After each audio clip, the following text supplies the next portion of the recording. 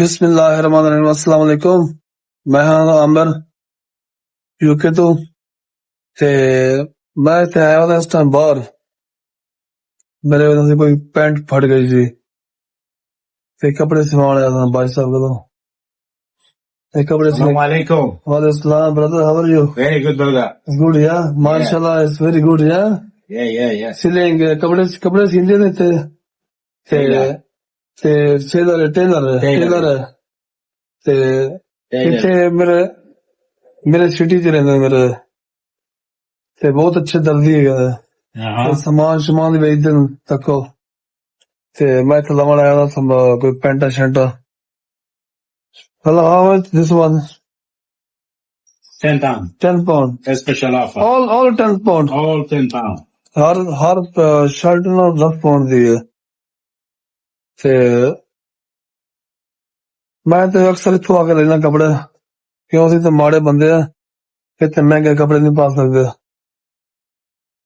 ते बूट ही पैन Suit alteration. हाँ ते एनका पईन 5 pound. 5 pound एनक Yes. ये A special offer.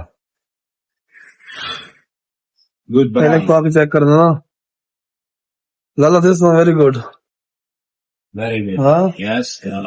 ते Very good. मैं जा रहा था बाहर थोड़ा जिहा ते एक ते बैंक जाना तू बैंक दिखावांगा मैं ते केड़े बैंक में जा रहे हैं आज ना गर्मी बहुत है टेम्परेचर है 32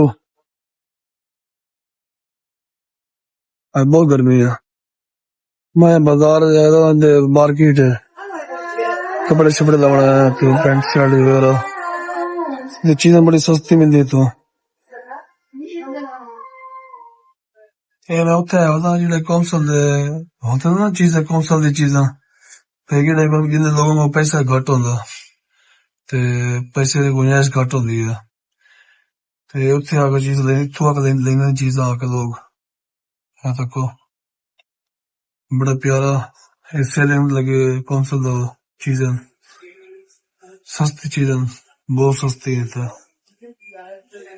जेडे गरीब बंदे ना माड़े बंदे इत्थों आके लेंदे चीजां वगैरह है तको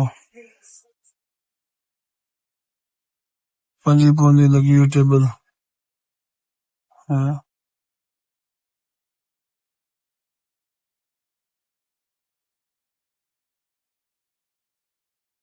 तको ना कौंसल दी चीजें इत्थे पईयां सारियां बेड लगे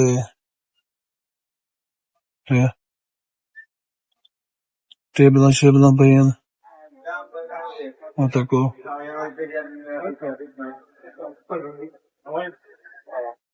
ये पक्खा लगा भी है पक्खा लगे 10 pound का 45 pound लगे पक्खा ये अलमारी है सॉरी 175 pound लगी हुई है देखो ये तस्वीरें शेरा लगी हुई हैं ये सारी सेल थे कोई 5 pound दी है कोई 10 pound दी है इस तरह है बहुत प्यारा ये कुर्सी लगी हुई है बाण वास्ते है 40 pound दी है पूरा भरे